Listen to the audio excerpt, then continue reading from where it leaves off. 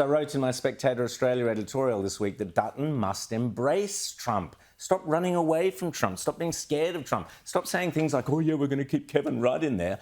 Embrace the Trump philosophy. Why can't the Libs understand that the blueprint is there for success? All they have to do. Why isn't Peter Dutton on a plane to Washington, sitting there in the Oval Office with Donald Trump saying, right, we're going to form a government that you're going to want to do business with? Why has Dutton not done that, James? Well, yeah, I mean, there's so many things that he could be doing, and you're absolutely right. I mean, the Kevin Rudd thing, by the way, I think we need to talk a bit more about that because, you know, having Kevin Rudd in that position, we said on this program, we have all been saying it for months and months and months, since long before the election, that if Trump won, you know, keeping Kevin Rudd there would be untenable, and that, you know, there was no way that Rudd was going to be able to get along with Donald Trump in with the anyone. way, well, with anybody. I mean, yeah, I mean, you know, you meet him, and that's it.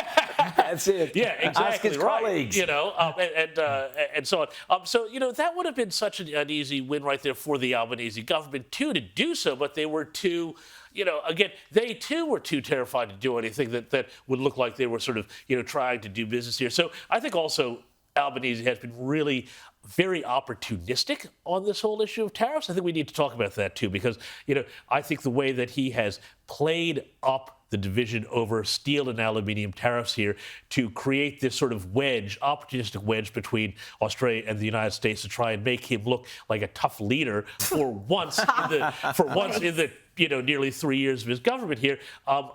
You know, I think that also needs to be called out for the nonsense that it is. And it is. And you know what? These Labor and Green types should be absolutely thrilled that there's a tariff. This is a carbon tax of types. This is exactly what they want. Suddenly they're fossil fuel enthusiasts and they want us to be producing. I mean, give us a break. I mean, talk about mixed messaging here. And to pick a fight, to use this for some cheap politics domestically to appeal to the rusted on base who, you know, he's returning to his student politics days here, Anthony Albanese. I think this is actually where he's happiest, fighting Tories, fighting Trump, get stuffed. This isn't good for the country. At the end of the day, as Prime Minister, his number one priority is doing what's best for Australia and Australians. And that means you have to have a good relationship with America and have an appreciation of the reality of where we are in that relationship. The fact that Donald Trump won't even pick up the phone to Anthony Albanese right now, let alone have a meeting, speaks volumes. This relationship has been mishandled. And I say again, why is Peter Dutton not on the phone to Donald Trump? There's plenty of opportunities that Peter Dutton could be speaking to Trump there, forming that relationship. Why? We had Susan Ley on the show before us say not refusing to commit. What the Libs should be doing is saying, we guarantee we will get rid of these tariffs on Australia. They can't guarantee. Of course they can. They can't. Of course they can. If they were any good, they would make that guarantee. Because they would be on the phone, they would be there, they would be sorting it out. Well, the tariffs are irrelevant to those. You know, Australia, it's what, 3% of their aluminium. It's irrelevant. Well, the thing is, too, is that what Peter Dutton should be doing, and I would hope, and I just say that I hope, I don't know whether they're doing it or not, but you would hope that the people in the Dutton team are making and using connections between Australia and the Trump administration to start forging those relationships right now and to be sending those messages up the line. Absolutely. Let's also talk about. So here's a classic example. So Keir Starmer, you know, the hard left British Prime Minister, has actually adopted Donald Trump-type policies. So they've scrapped the NHS England, it's called. It's called Project Chainsaw is the joking name they've given it. Starmer came away so impressed from meeting Donald Trump that he went back to his cabinet in Britain and said, hey, let's actually get rid of some of the bureaucrats. Let's get rid of the red tape that's strangling Britain.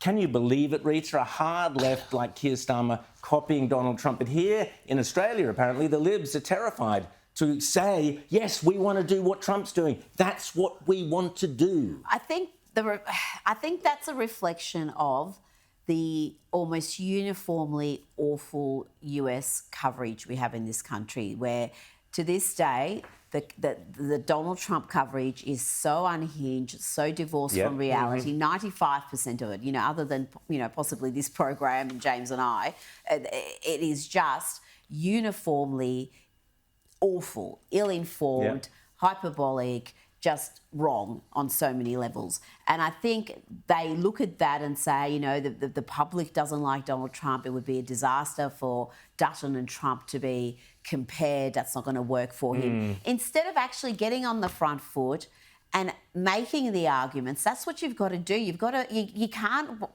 expect the media to do that for you if you're a conservative.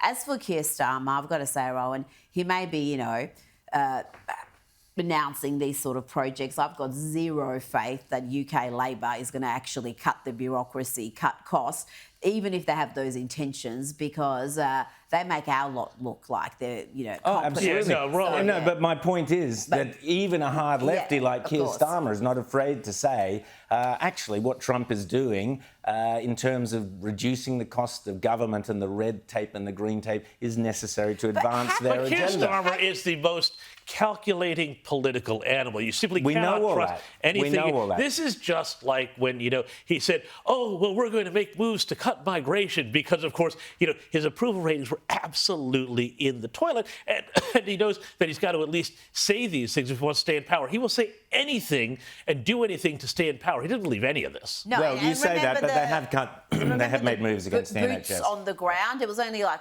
week or 2 weeks ago when he was pledging boots on the ground in Ukraine, and then literally in the next sentence he said, with US support, which he knew would never, ever, ever come under a Trump administration. But he got to say that line and get all the praise of the world's media as this great statesman, completely vacuous, completely intellectually barren. That's fine, but I want to hear Peter Dutton getting up there and embracing the Trump revolution, not running scared from it. That's all I'm saying, guys. Just don't run scared, full stop. This seems to be a feature of conservatives in this country, politicians who are from the centre-right. Where is the backbone? Where is the courage? Where is the conviction? We saw it during The Voice, and they prevailed despite all the odds, despite the fact that the Yes Camp had all the institutional support, had all the money, had every celebrity sporting club, every bank, every bloody mining company, except for Hancock Prospecting and a couple of others. Despite all that, they still lost. And yet, here we are where they've running scared again. They've forgotten what just happened. Part of the problem, of course, is in the in the party rooms in both the state and federal level, you've got these massive factions of wets and of moderates too that drag the policy of the Liberals to the left. So, the base doesn't get a look in so often. We see this in New South Wales. Yeah, I know we see this in leadership comes from the top. If the leader of the Liberal Party was there embracing Trump firmly rather than kind of seeing a bit gun-shy on the topic, that would make a huge difference.